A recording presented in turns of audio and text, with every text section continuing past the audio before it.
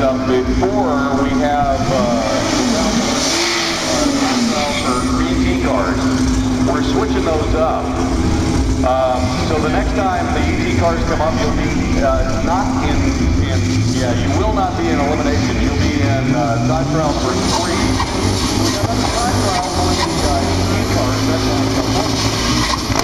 and we'll have that after round 1 of Heads Up. Now we're moving into our next Heads Up class, the Quick 8. This brought to you by Deep Stage Motorsports Quick 8.